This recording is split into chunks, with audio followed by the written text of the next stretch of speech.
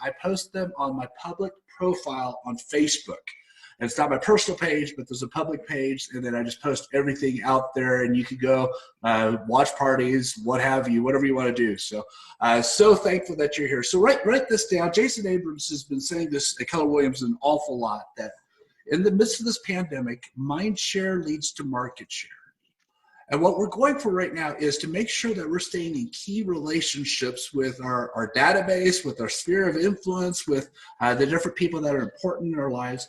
And honestly, I think this is a season, and what I'm so proud about with Keller Williams agents in particular, and I know we've got agents from all brokerages here, but I work with KW agents. What I've really been impressed with KW agents, I really am thankful that you're showing up as human beings. You're not showing up saying, who do you know that's thinking about buying and selling real estate? You're showing up and saying, hey, how are you doing? Hey, how's your toilet paper inventory? Or whatever it is. We're calling people because we're human beings that have big hearts. I want to ask you this question. How many of you have a financial planner in your life? Let me see your hands. You have a financial planner.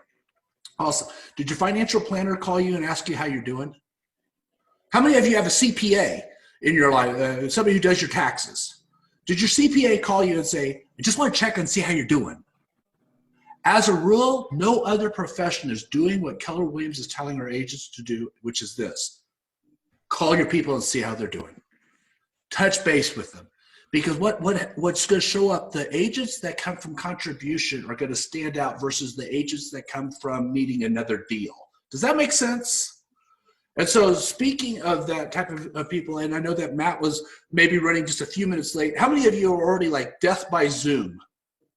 I'm reading an article, why at the end of the day, after having several Zooms, am I actually more tired than back in the day when we actually saw each other face to face? And my dad's sending me articles, my wife's sending me articles, and there's a reason why I don't allow participants to share screens on these calls, because I'm afraid that somebody's going to get on a call and share some nastiness on the call with me. I'm like, oh, great, Gary Keller's on the phone with me saying, did you really show that on a call? But so we've got, Matt was coming from another Zoom, so I'm not sure that he's on yet, but I see Bryan Huff here. So Bryan Huff and Matt Sutter are going to be our two guests today. Bryan, thanks so much, friend, for being on this call. You got it. Thank you for the invitation, and I'm very happy to see you still have your Kansas City Arrowhead in the background. Yeah, you may take the boy out of Kansas City, but you haven't taken the Kansas City out of the boy. So yeah, and in fact, I bought a duplex in Kansas City, and I'm debating whether or not I can get back during the season get my season tickets back. So we've waited too long for this, Bryan. So and Matt's going to be joining on in just a second. So Bryan, while we're waiting for Matt, could you just tell the people that are on this call a little bit about yourself, about your business, about how you run the Huff Group? For sure. Can you hear me well? Yeah, I can. Okay, perfect. So this is actually my 11th year in real estate. So I started when I was 23 years old, fresh out of high school, second year at college. I transitioned from what was business to business phone sales with Sprint right into real estate, which was a great transition, through Sprint and the years. You were a phone salesperson before you were in real estate? It was mainly phone sales. It was a phone sale, set an appointment, convert an appointment, and service an appointment, so it transitioned very well into real estate. Okay. I did not. Yeah. So I have never had a set paid job. I have always been on a commission-based, job my entire life. I've never known otherwise. So I know people think we're crazy. To me, it's very normal. Yeah. Yeah. And so Bryan, tell us about last year. Let's just go so that people have an idea of what size of business that you run, because even though you're in your 30s, you're exceptionally successful at this thing. Tell us a little bit about your business. How many are on your team? How many transactions? What's your kind of volume? Yeah, 2019, we ended up right around 460 families served, and we were right around 145 million in closed transactions. Yeah. So since I've started in this business, the good thing for the business side is we've grown at a pretty steady pace of about 20 to 22% on an annual basis. So that has been since we have started there. So it's been a very healthy growth, something we can maintain. In regards to our group here, for our production, we're pretty small on the agent count. I have a total 7 full-time agents. Okay. I have had each of them with me more than 2 years now. So 7 working agents, and we have 4 full-time staff members. Gotcha. So staff members, you want me to kind of give you an overview how that's set up? An overview for that. All right. So I am the head listing agent / CEO starter of the Huff Group. Okay. My main duty is to work with sellers only, go on listing appointments, convert listing appointments, service my sellers, and get them to the closing table. That's what I enjoy doing. It gives me time leverage there, and it's something for me that I've had fun with day in, day out. Yeah. I then have Jackie Lennon, who is our transaction coordinator. So Jackie is strictly the transaction side, the details, the process from, contract to close. Under Jackie, we have Terry Mayer, who is our listing coordinator. So her 100% duty is to service the listings, coordinate photography, coordinate tours, input listings into the MLS there, and make sure the marketing side is complete. Under Terry, we have Zach Morris. So Zach Morris is our call specialist. So his duty is to potentially call, I can get into some of that, but he'll do circle calling, circle prospect campaigns, mainly inbound leads. We carry a very heavy listing load. So actually, when you look at the last 5 to 7 years, we've been about 65% listings, 35% buyers. And we get a lot of these inbound leads, of course, that are coming in from listings. So Zach is our call specialist. Make sure we convert every opportunity we can. And then under Zach, we have Sandy Branson, and Sandy is our event coordinator. So she's doing a lot of client contact. This includes pop buys, this includes notes, these include client appreciation events that we do. So she is 100% client contact along with me. Got it. Yeah. In addition to that, we have a part-time IT specialist, but that pretty much rounds out the staff in our team. So for our level of production, we're pretty small, and I like it that way. Yeah. Well, honestly, and if you could mute yourself, if you're, I can't find the person that's making some noise, but if you can mute yourself, that would be greatly appreciated. One of the things that we're working a lot right now, Bryan, with our agents is the purpose of business is to produce a product that produces a profit. And the challenge that a lot of top teams do is they go out and hire a ton of buyer's agents, a ton of staff. And I was talking to an agent that I think his commissions were like $1.3 million, but he made $100,000 the year before. It's just like, in the moments like this, if we don't have heavy profits, we can't help people because we're broke, we're out of business. So good on you and I was your team leader for a while. I've watched your production go up and up and up and up. And I'm just really amazingly proud of you. Yeah. And I like that you said that, Lucas, because, the unfortunate, not fun part of this deal is running the business, right? Knowing your figures, knowing your dollars. I mean, I think everybody on this call should know monthly what their personal budget is, what their business budget is, and keep a real tight track of that. Because I see the same thing, unfortunately, a lot of top groups and teams, they're grossing a lot of dollars. They just don't have a lot of dollars net when it's all said and done. And I think the primary reason is people aren't tracking, period. Yeah, and whatever we attract. And I think this is my concern, Bryan, and this is the little nervousness that I have as somebody. I coach a lot of top teams, and I run a lot of offices. I'm really concerned that agents are saying, hey, I had a great March in the middle of a pandemic. I'm getting a lot of business in the middle of a pandemic in April. And May's a little scary. They're not realizing that it's very possible that a Mack truck's going to hit them in June and July. And if they're not watching their money now, there's not going to be money then. And so let's just go there. How are you tracking your expenses and your money? And how do you do that? What's that conversation like, Bryan, for you? Well, number one, I started in this business like pretty much the announcement of the Great Recession, right? Yeah. So that Mack truck you're talking about, I got smacked upside the head, 2007, 8, and 9. So I have been there, meaning in this go around, we were prepared for this financially, okay? Which has been a big blessing for the fact that now I don't need to cut expenses and lead generation activities and things that I want to do goods for clients and, database of mine.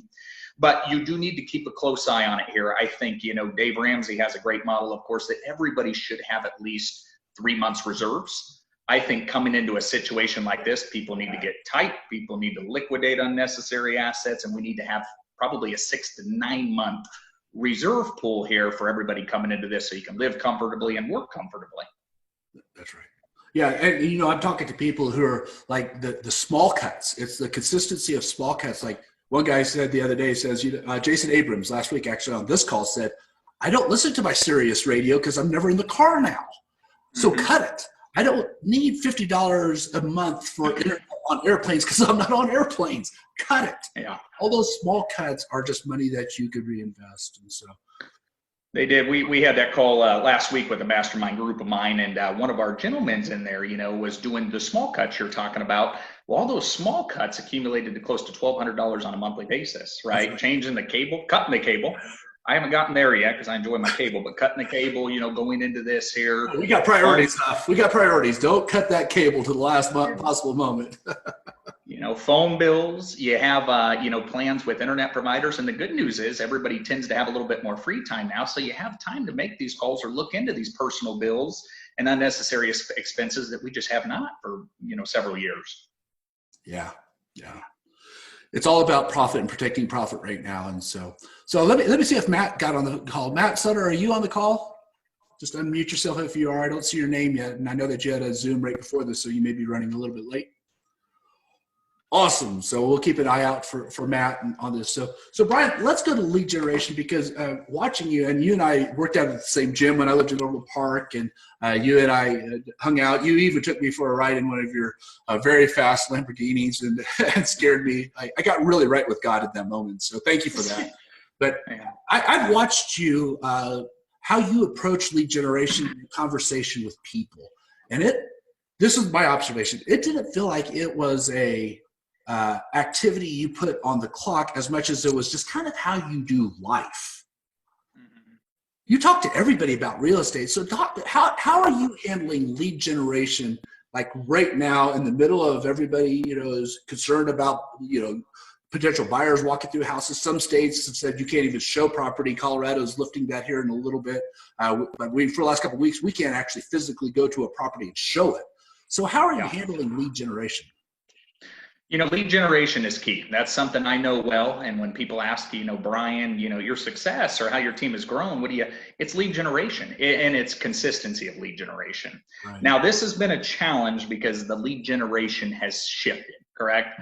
Not in the fact that I'm not doing lead generation, because I am very much doing lead generation. Every week I have a number of contacts. I know what I'm going to say. I have a goal in mind, but it's a very different contact. Okay. It's not specifically here with this situation to, induce business right off the bat or referrals like it generally is. It's conversations, it's care, it's conversation. And specifically when I am making phone calls, I've had 3 points that I've tried to make on every contact and phone call. Okay. Number one is the simple point of how are you doing, right? Checking in on everybody. Like you kind of mentioned initially, have you had people check in on you? I mean, to get a check-in call, it means worlds right now. People need contact, number one, and people want to be checked in on, right? So how are you doing with all of this? That's the simple question that I'm asking. And then I'm listening for 1 to 2 minutes, which is a challenge for me, but I'm doing much better here, okay? So number one, how are you doing with all of this, right? Number 2 point that I'm making is I'm calling to give people reassurance in regards to their personal real estate. Everybody's mindset here with the news and the social media is that the real estate values are down 30% like their stocks and bonds were off of the bat. And that's just not true. Now I'm speaking out of our Midwest, our Kansas, Missouri market. But for example, we have seen not $1 difference in value change, since this has happened in our $200,000 to $450,000 marketplace. So I am sending a newsletter that I do on a monthly basis. And my newsletter here is to give them peace of mind regarding their assets, saying, guys, although we have this situation here, I want you to have peace of mind knowing that your real estate values are going to stay strong. We are in a very different state here. People are coming into this with equity in their homes, unlike we've ever seen, savings, unlike we've ever seen, and the inventory is very low, unlike we'd ever seen. So as we come out of this, we're going to be booming. It's just obviously a matter of time, and this too shall pass. Well, and Bryan, so number one, check it in. Go ahead. Well, no, I got in. And that was during a banking crisis, right? That was during an S&L crisis. This is not that. This is just a shutdown of the American economy for a while. So it's a different dynamic. So I love what you just said there. And I'm sending a report. So my conversation with them is, guys, I just want you to know, don't listen to the negative news. Things are good. We're not expecting change real estate wise. I'm not pressuring you to sell, but I just want you to have peace of mind regarding your real estate value. You're going to get a report from me shortly that'll back that up statistically so you know where I'm coming from. Okay. Third point there is to let everybody know we're here to serve, right? So instead of me generally calling saying, hey, you know, we're never too busy for your referrals. We'll take great care of anybody you send our way. Now it's from a service perspective that I just want you guys to know, you know, we have our group. I have a staff. We're financially prepared for this situation. So we're in good shape, but we have some availability. If you or anybody you know need anything, I'm talking groceries, errands, even an ear to listen in, 100% let us know. We want to do our end community wise and we're here to serve. All right. So that has just been taken in a major way, right? And, you know, those are 3 points that I'm making is how are you doing? You know, peace of mind regarding your real estate values. And then we're here to serve if there's anything we could do. You know, and what go ahead, Bryan. I said, I have made no mention, you know, because every call I have made, I did 15 contacts a day for X many years. And at the end of every call here, that if you hear of anybody, you know, I'll take great care of them, or I'm never too busy for your referrals. I hear a lot of people say, I have done none of that. You know, I made a decision that in April and all the way through May, it's going to be 100% service. There's going to be no talk directly related to their real estate moves or focus or any referral sources. And kicking into June 1st is where I'm going to start transitioning back to kind of the business side of it there and some of the opportunity the market will yield to kick people a little bit more and get back into the business referral mode. Gotcha. So are you still making about 15 contacts a day? It's just from a place of contribution and checking in, right? Trying to make, yeah, I'm doing our team, I challenged to do a time and a quarter. So for me, I'm trying to do 20 contacts a day, 4 days a week. So 80 true contacts. Okay. And that's via phone call. So we have additional contacts that we're doing, you know, events and pop buys and certain things that we can chat about. But that is my figure weekly is 80 contacts. And that's from a, you know, place of service, obviously, and care and touch. Love that, Bryan. Bryan, Matt Sutter's on the phone now. So Maddie, thank you so much for being on. I'm sorry, Maddie. I shouldn't call you Maddie. Matt, thanks so much for being on the Zoom. I appreciate you, my friend. Yeah, it's awesome to be here. Can you hear me okay? I was having audio issues. Is it going through now? I hear you. And you know what? It's like we got construction next door, and I've got 2 Great Danes that may be busting into this call. So it's just all life, right? Hey, listen, it's just about pressing on these days, right? There's lots of adversity, and we just got to keep on trucking. That's right. So Matt, for the people who don't know who you are, and I followed you on social forever, coached your ex-wife for a while, so I knew of you a lot from reputation. Tell us, what do you do? What's your current role? Because I think this is going to be a fascinating perspective too. Yeah, so primarily what I do is I personally coach both in the group and one-on-one settings about $2 billion worth of cumulative volume by agents. So I really specialize with working with those top agents that are looking to grow their enterprise. And I was able to catch a little bit of what Bryan said, and I thought was really valuable. You know, one of the big epidemics we're seeing in our industry is that we see people with big businesses and we envy them. And then if you were to actually pull back the curtain, you'd find out most of them aren't making any significant money. Yeah. Right now, we're seeing profit margins from a lot of the largest teams in the country in the single digits, potentially even negative. In fact, Lucas, you know, I know you'll get this, but it's shocking to a lot of people. A lot of the largest teams out there are only profitable right now because of the Rainmakers production, meaning that if you were to take the Rainmakers production out of it, they're actually at negative profit margins. And so that's really my passion area, is teaching people how to actually make a profit. Well, and gosh, you're just so speaking my language, because a strategic mistake that's going to be exposed in the next 60, 90 days is the agents that are bringing people on and says, oh, I'll put you on a 90-10, I'll put you on a 70-30. And I'll, you know, basically they want to run a mini brokerage inside their team. The challenge with that, I run brokerages. My profit margin at the best is 20% if I run lean, maybe 25%. Agents, I'm going to just say it this way. Look at your P&Ls on a monthly basis. The minimum you should be at is 40%. 40% profit margin. And if you're a $10 million producer, that's the sweet part of margins. That should be more like 60%, because you can run a lean machine. And I'm going to tell you, Matt, I think that the gift of this whole thing is shifting agents' focus off of GCI onto the profit margins. This is a big deal right now. Gary's big on this right now too.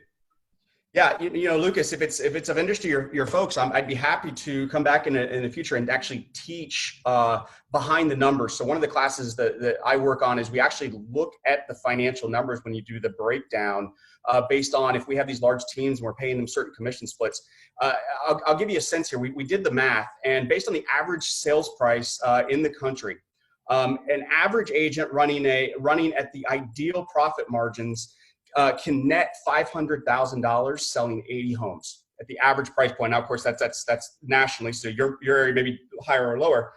However, once you start running transactions through other agents, that goes from being able to net $500,000 from 80 homes.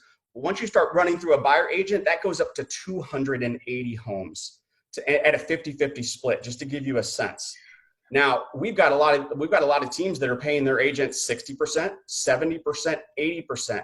I can tell you right now, if your agents are collecting 70% of the commission, you are making $0 in profit from those transactions. At 80%, you're actually losing money. In other words, you're literally paying people, you're paying them to sell homes without you taking any sort of proceeds. And Matt, the truth is, the bigger the team grows, the more people you have, the more challenges, headaches, stress, and dealing with people. So if you want to run a mini brokerage, that's awesome. Come talk to me. I'll sell you a Keller Williams franchise. However, the biggest profit margins are in the agent's business. So Matt, I'm going to take you up on that offer. So we'll bring Matt back on to be able to pull back the covers on numbers so that you're thinking about it, because the best time to do this is when you don't have a team. Think through the numbers. Once you have a big team, then you Brian's done a great job of this, of watching his profit margins. And Brian actually is exceptionally smart with money. I've actually watched that through the years. And people are like, Brian, how do you have those Lamborghinis? It's because he's smart with his money everywhere else. And I know some of his other business ventures too. And so he's just really, really smart. It's what you, yeah. And I love that from Bud says it's not what you make, it's what you keep. So I wish we could give awards out, not on GCI, but I wish we could give awards out on profit. It's just tougher to do that. And so Matt, I'm going to ask the same question that I asked Brian, then we're going to go back to Brian for just a little bit. How are you training, coaching, and watching top teams deal with like lead generation in the midst of a pandemic? What are you seeing? Lucas, and I don't mean this flippant or I don't mean this insensitively. I recognize the issues that a lot of people are facing, and so don't take me as passive around those by what I'm going to say. And at the same time, this is one of the greatest opportunities we've ever had. We know that there is massive pent-up buyer demand in most parts of the country. Here's what we also know. We know that if a home seller is sitting at home and they're not engaging in conversations with us, naturally they're going to believe the housing market is in shambles, right? If they're reading the news, they're going to just assume, well, gosh, I'd like to sell my house, but what's the point? I don't want to give it away, so I'm just going to have to wait another year or two. I love what Bryan said about his intentionality around making the phone calls, because here's what we know. Because the reality is the market hasn't dropped. It's just being clouded for a brief period of time. But when we get back to day one of normal, whatever home goes on the market, as long as it's reasonably well priced, it's going to sell. So to any agents I'm working with, the primary focus is get your sellers to make every action they can take. And I understand from state to state, if there's different things they can do. Have them take every action so that when we're day one of normalcy, they are on the market. Yeah. We are going to have a massive supply issue at that point. And if you can get your home on the market day one, it's going to sell, and it's going to sell at top dollar. I love that. Love that. Because when Gary Keller talks about it a lot, is in every shifting market, smart people study it to see what is the market of the moment and take advantage of that. And we do that so we can help more people. I mean, I love Brian's mindset of it. It's just all service. It's just taking care of people, whatever they need. So Brian, you mentioned a couple of strategies you're using with lead generation. Like we can't obviously do client events. We can't obviously do some things, but what can we do that is offering value to our people to generate leads right now? What are you doing? Yeah, I think the big issue that I've seen with people are shutting their business down temporarily, right? And that's the opposite of what we should be doing. You know, this is a big deal. I've been very surprised the conversations I'm having, and I feel like I'm taking my relationships, 2 steps deeper having longer conversations, calling during this time. It's been very effective here. In regards to the type of contacts, phone calls are an easy one for all of us to make here. We have continued to do some pop buys. And when I say pop buys, one that's worked really well for us is we've hit everybody in our database that are our continuous referral sources, but we've done client care kits. And Sandy's done a great job making them very specific to the families. If they have a 3-year-old and a 6-year-old, we're dropping 3-year-old goodies and we're dropping 6-year-old goodies that include puzzles and coloring books, right? And fun ordeals. And one thing that I had done, because we do need to walk a thin line, right? If you're doing pop buys, half the world thinks it's great, the other half wants to burn their tree in the front yard. So sending out a video beforehand, letting them know, guys, we wanted to do something fun, hopefully put a smile on the family's face. We're going to do a fun little pop by. We are sanitized. We're going to be wearing gloves. No need to come run out. We're going to leave it on the doorstep here, but hopefully this puts a smile on your face. So that's a video that I've sent out as a template beforehand. I have had a huge response. Every one of those that Sandy has dropped off, I have had a text acknowledgement. They send a picture with the kid or two smiling. That's been very effective. Yeah. Okay. Another one that we're doing, you talk about no client appreciation events, but we are doing small client appreciation events in a different manner. This Friday from 4 to 5:30, and then from 6 o'clock to 7:30, we're going to be doing a bingo Zoom call with 25 children on each. These are for some of our better clients.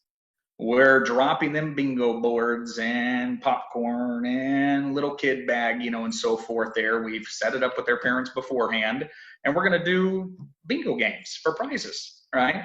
Putting them on a big Zoom call. It's about a 5-year age difference between each group here and so forth. But I tell you what, the parents, the kids, they are jacked about this, right? Something fun, something that'll be rewarding. It'll be fun for us as well. It's really easy to do. It's very low cost in comparison to our general events here.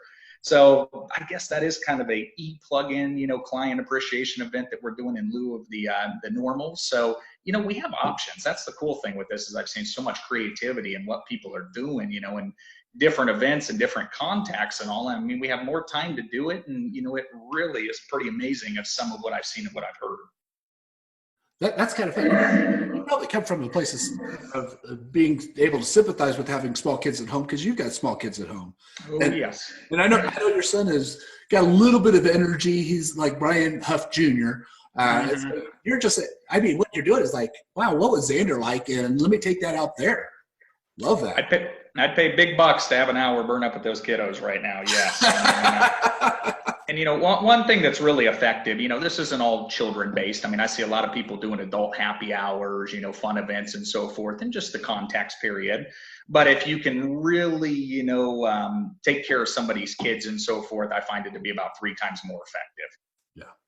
Yeah. And the hard part about this market, what's going on, is I'm very high D, I'm quick turnaround, right? So if I'm making calls today, I expect results Friday, right? That's the way I've been. This is different. These are going to be activities here that you're not going to be getting the 45 to 75 day return like we generally do.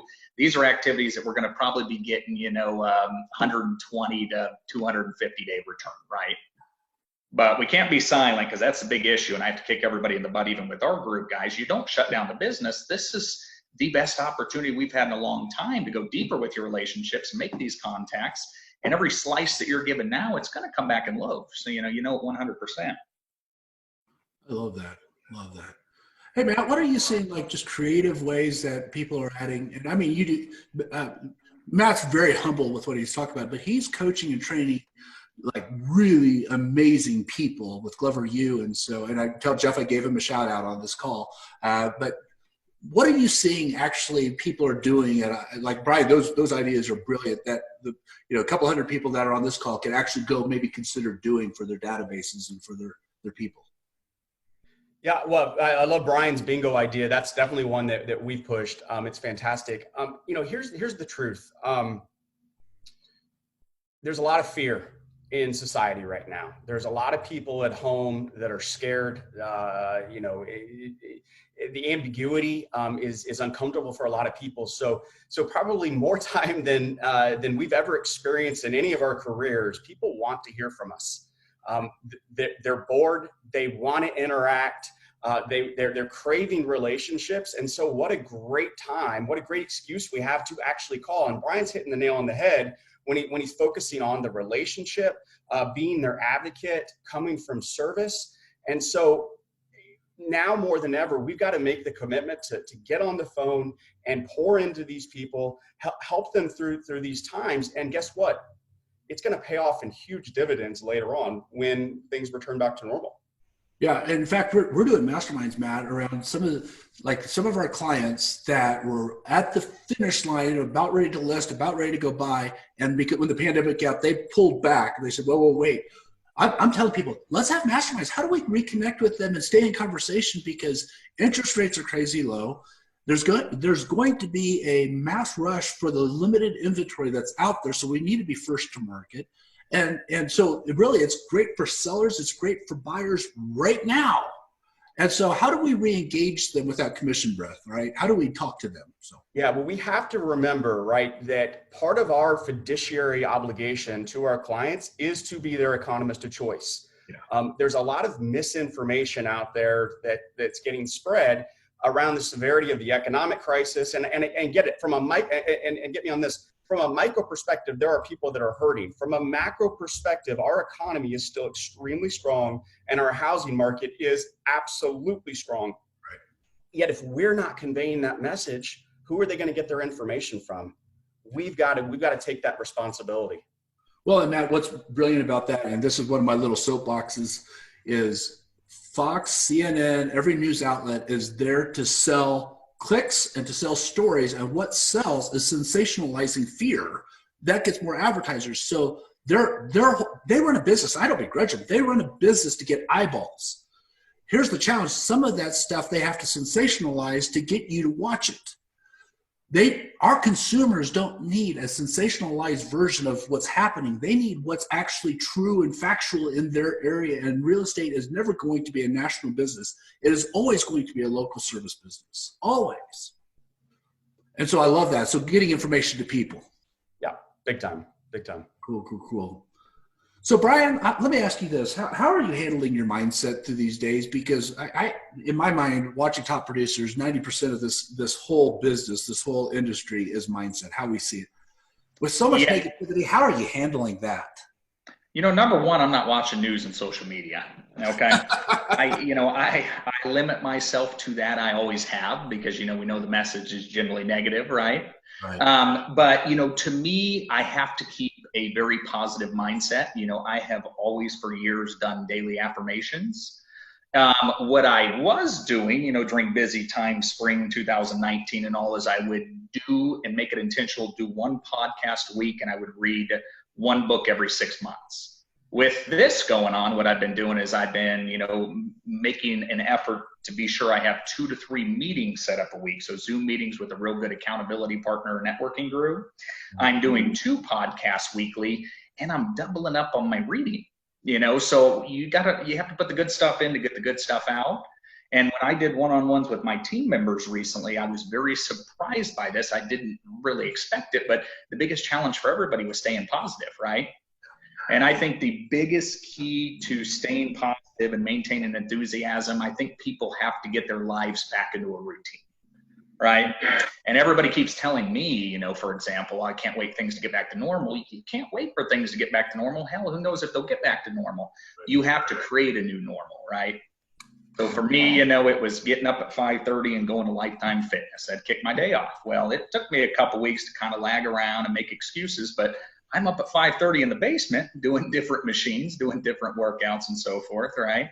But, creating a routine. I'm still doing my 8 o'clock to 11 o'clock phone calls on Monday, Tuesday, Thursday, Friday. Different calls, different emphasis. But, creating that routine is a big deal. And I think that's where people have had a lot of a challenge there. You lose your routine, you lose a lot of meetings, you lose a lot of your enthusiasm. Yeah, so it took me a moment. It's just like I was getting up at 4:20 because I moved to Colorado and I thought 4:20 was a funny time to wake up. So got up at 4:20 to go to the gym. Now it's 5 o'clock to go downstairs and work out, just because it's like if I lose that routine, man, I'm in trouble. And I obviously have to physically keep up with you, Bryan. We worked at the same gym, and Bryan was always intimidated by my amazing workouts. And so You've apparently kept up on yours, Lucas. I see that, Chast. Back at you. Yeah, back at you. So, hey, Maddie, how are you dealing with mindset? How are you coaching our people to do that? What are you doing? Yeah, well, I'm a big believer, right? Garbage in, garbage out, meaning that if we're allowing garbage to come into our system, whether it's mentally or physically, then garbage is going to come out of us. So we really coach people to get intentional around who they're in relationship with, who are they conversing with. And listen, I always say an average person is average. And so when you're hanging out with average people, what kind of programming are you getting? Instead, we want to be surrounding ourselves with people that are high-minded, that come from abundance, that see that even in times like this, that are tumultuous, that life isn't over, it's not ruined, right? Life is still a wonderful, wonderful blessing. And so we just want to get really clear in that. But Lucas, I'll tell you where I have a lot of concern. And for those of you that have never seen me on stage or speak before, I don't pull any punches. I'm really blunt. I'm really straight to the point. Love it. I'm really concerned with what we're seeing from a lot of society that is this incremental decline into some really dangerous habits. So Lucas, it starts with just getting up a little later every day. And that starts to come into then neglecting other responsibilities, or it starts to come. And again, I'm just going to be really blunt, decreased diet habits, or increase in alcohol or other substances. And this incremental progression of those bad habits takes us off our life's course. And the truth is, from a mindset standpoint, this is an incredible time to be alive. There's so many ways to pour into other people's lives. And so if we're not protecting our mindset, how can we be of value to the others that actually need us? Yeah, and I've watched, by the way, we do Hunt a Killer as well. That's a great game to do with the family. I saw that you picked that up. It's like we're playing more games now as a family. Yeah. Yeah, it's just like, let's take advantage of this. I'm not on an airplane, 2 or 3 times a month. I'm here, so let's take advantage of that and connect. Yeah, Lucas, we have to just accept that it is what it is. The circumstances that we're dealing with, we don't have any control over them. And so what we do have control of is how do we respond to them. So I know for me, I set both a physical goal and a personal goal, as well as a spiritual goal of what did I want to come out of this pandemic with an increased commitment to. So for me, it was the intentionality around parenting, right? Really having that quality time with my kids. Now, listen, I'm a pretty hardcore business guy. I always say that business is both it's both my profession and it's my hobby. I'm obsessed with it. And so I'll be the first to say, sometimes I can get so entrenched in that I can just from moment to moment neglect pouring into my kids when I need to. I just totally own that. I want to be intentional. So what a great gift this was. Now I'm with them all the time. And so I can be really intentional around it. So that's for me, but for everybody on this call, what do you want to become when this ends? And make the commitment to that daily incremental progress in whatever area it is. And listen, we can all come out of this much better people. Yeah. Yeah. And Matt, I think like the first couple of weeks, I discovered how much of a boredom eater I am. It was just because I was bored. I'm just going to go grab a pack. I could go through a sleeve of Ritz crackers in no time flat, right? And I think it's kind of funny that in Colorado, 2 essential businesses were dispensaries and booze stores. Those are essential businesses. I'm like, wow, real estate, we can't show a property, but you can go get high and you can go get wasted. So just who knew? But here's the thing: is during this time, I think that the gift is we're revealed to ourselves. Yeah. And so we could choose that when we see that I'm a boredom eater, I could choose to address that now where maybe the busyness of life might have masked some of that. So best books and podcasts you're reading here recently. Well, I'm really yeah, no, that's okay. I'm actually redigging into Profit First, which is a book that probably a lot of people on this call are familiar with. I kind of the good intentions when I read it 6 months ago is I was going to implement it on my businesses. And that was one of the business commitments I made during this time. Now that I actually have less chaos going on, it's getting really intentional around implementing those Profit First strategies. And again, I teach profitability. It's kind of my shtick. And so I want to make sure that I'm mastering it at the highest level in all my businesses. That's what I'm really focused on right now. That's a great book. I can't pronounce Mike's last name, but Profit First is a great book. I've heard Just it. Google Profit First, yeah.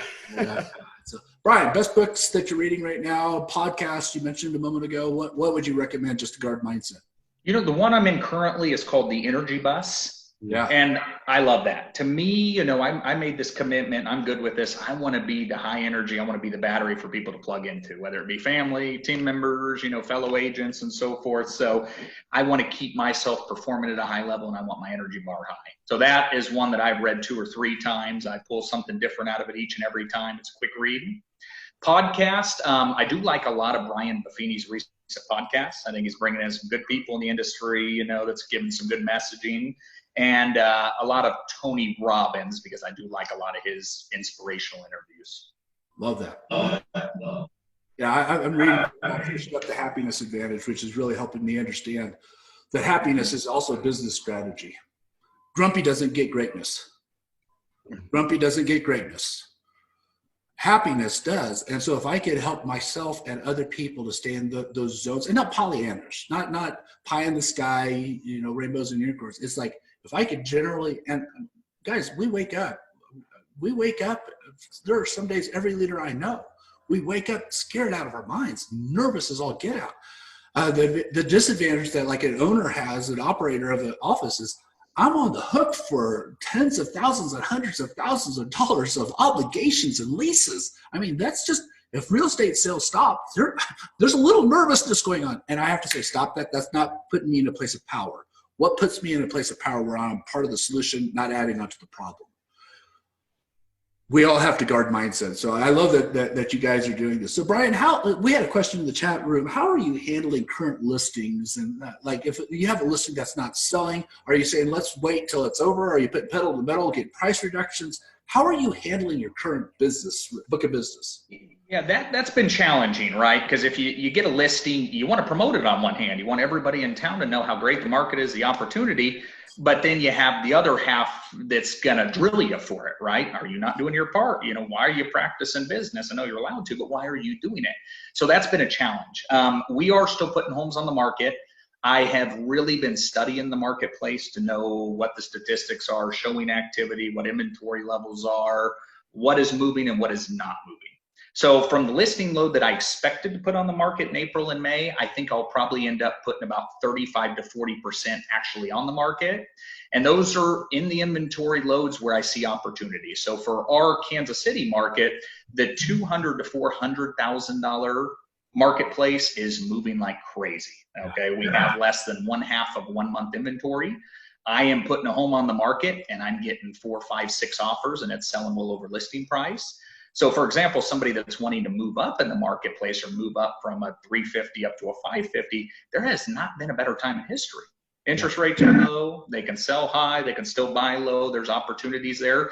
So I'm being intentional on kind of where my focus is and where I'm going in. I have had several in the 575 to 900 marketplace that I'm hanging tight on because I'm not seeing activity, period. So I think, you know, us as professionals have to be professionals and know our stuff and study the market and advise correctly, because that's what we are, is we're somebody's real estate advisor. Yeah. Go ahead, Bryan. Well, on the showings, because I've been asked that a lot on the showings and the process here, we're down about 55 to 60%, you know, 19 compared to 20 on the amount of showing activity in our market, but we're down about 55 to 60% in inventory, the homes on the market. So that's why we have really seen no change. And for these homes that are under 400,000, you know, them putting it on now versus 3, 4, 5 months down the line, I'm confident they're going to make a lot more money and really knock this out of the park with the current opportunity. And I want people to know about that, obviously, without being too pushy, you know, and too fast. There's opportunity there. Well, in Colorado, until we've been where we are unable to actually physically show a property, and that's going to be lifted, from what I understand, the governor's lifted that on Monday, where we could do in-person showings, we could do in-person inspections. Some agents just said back, well, I can't show anything, so I'm not doing it. The smart agents all still put properties under, this is amazing, they put properties under contract, they did it all virtually, and it was contingent upon a physical walkthrough. That's smart. I don't get, I joke around as like, a 5'11", half Korean guy. I'm not good at basketball, but if the hoop wasn't this big, but the hoop was like this big, I'd be amazing at basketball. The problem is this isn't basketball. The game of basketball is a game of basketball because it's a small hoop. Guys, we don't get to make the rules of the game. We just get to play the game as the rules are given to us. I personally talked to somebody, I think he put 6 properties under contract last week, all contingent upon a physical walkthrough. Here's the thing. Smart people right now are saying, what is the opportunity instead of bemoaning of what the opportunity used to be, right? Matt, are you seeing anything different with some of the top people, how they're handling current business with the restrictions? You guys are just absolutely fantastic. I mean, you're absolutely hitting the nail on the head. The truth is, when you look at the agents that recognize the opportunity here, they're growing their business right now. Now, Bryan's correct. We are seeing less showings, and it's also less inventory. But that doesn't mean that there aren't incredible ways to be successful. I think this is such a great blessing from a business standpoint because, quite frankly, 6 to 8 months ago, it had gotten so easy that anyone could do it. And the problem was we were getting clogged up with excuse this, but a lot of riffraff in the industry. And I always say, the bane of most of my clients' existence is the agents that sell homes to their mother and their best friend, but they don't actually know what they do. We're going to see some of those agents quit, and that's fantastic because that's going to allow the serious professionals the opportunity to really just grow their business. So this is the time to take advantage of that. Well, and I think Gary's predicting, and do you guys remember that one time when Gary was absolutely wrong about the real estate industry?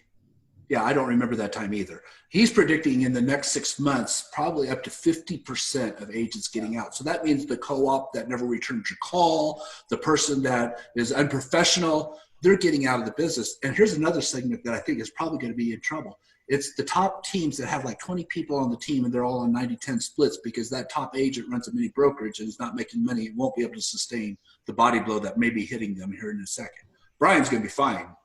Jeff Glover is going to be fine.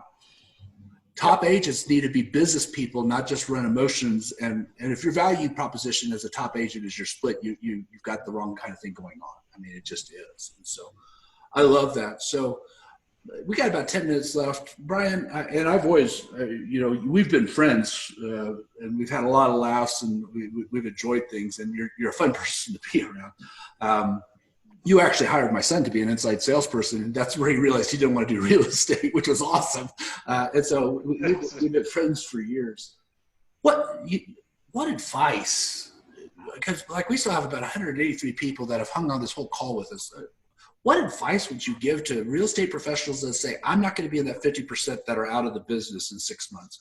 What advice would you tell them to do right now in addition to what we've already talked about? If anything, just do it.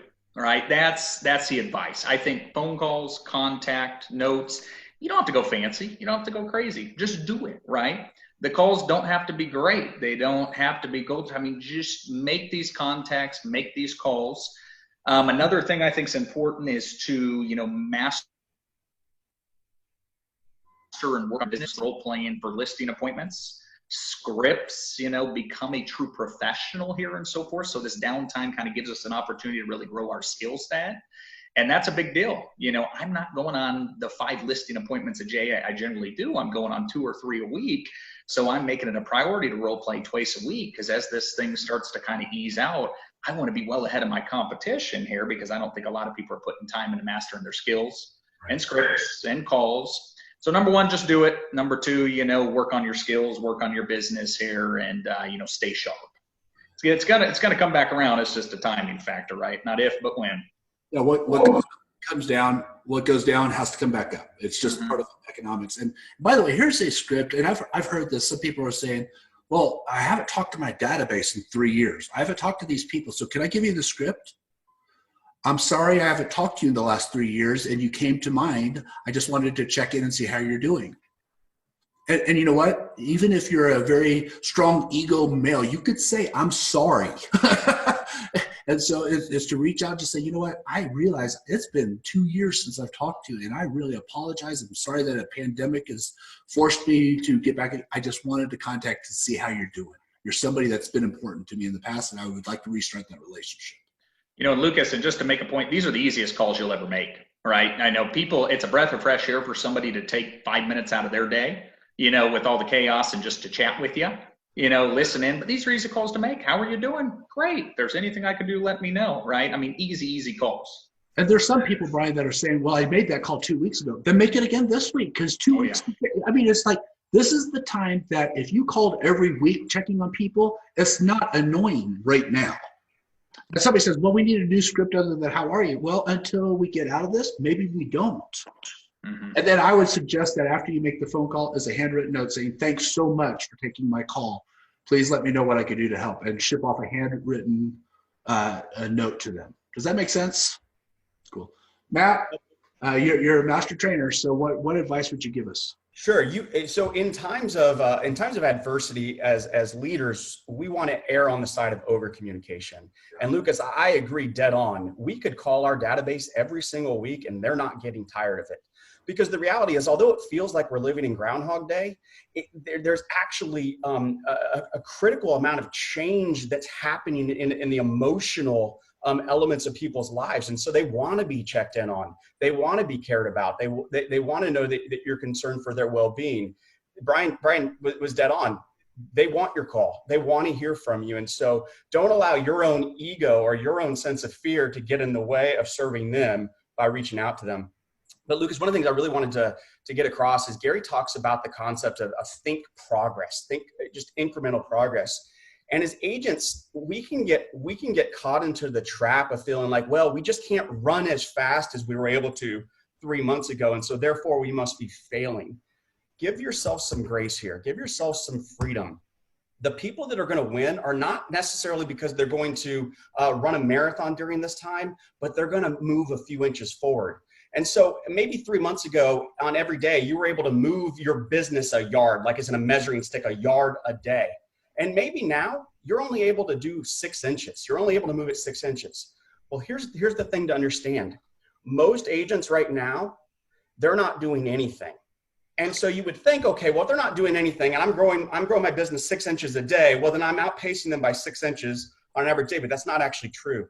The people that aren't doing anything right now are actually having negative results, because we know it's something called the lag effect. We know that the actions we take today actually pay off in the future, right? If I don't have any leads, if I don't have any listings, I can't sell a home today. All I can do is pick up the phone and make a call and create the destiny in 90 days that I'll have a closing. That's the lag effect. The activities I do today pay off in the future. So what happens is the people that aren't making any forward progress, they're actually creating the destiny to go backwards over the next 90, 180 days. So we're not just making 6 inches of progress over them. We're still making a foot of progress over them because they're going backwards while we're going forward. So give yourself some grace to understand little tiny incremental victories are setting you apart. Wow, that's so spot on.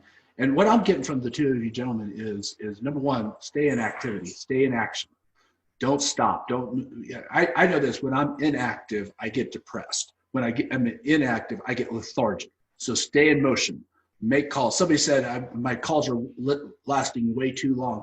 I'm not so sure that's a bad thing right now.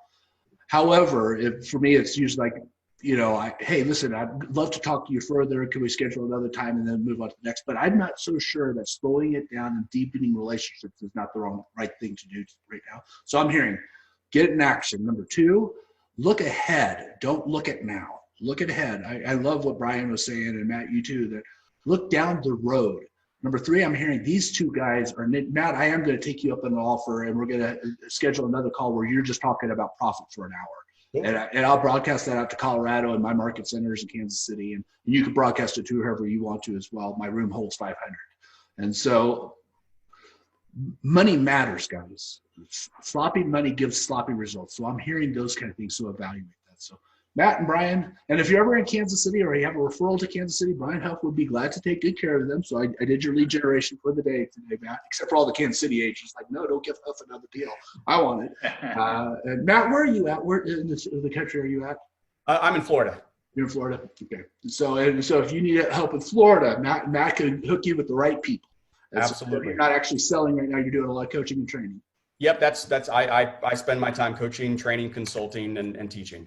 Yeah, and I heard Gay Ribble said some amazing things about you. So I respect Gay's opinion a lot. We'll have her featured on one of these calls moving forward. So Colorado, Kansas City, I really appreciate you guys wherever you're from. Let us know where we're going to help next Wednesday. I'm telling you, it's going to be a lot of fun. Chris Suarez and his right hand, Holly Priestner, are going to be our guests. Chris Suarez runs Experience Real Estate. He has places now, in mega team. He owns several brokerages. He is the real deal. That's going to be next Wednesday at the exact same time. All right, this will be posted. This recording will be posted on my business Facebook page, probably even sometime later on tonight. So, guys, appreciate you. Matt, Bryan, thank you guys so much. I appreciate you all very, very much. Thank you. Everyone. Bye. Thank you, guys.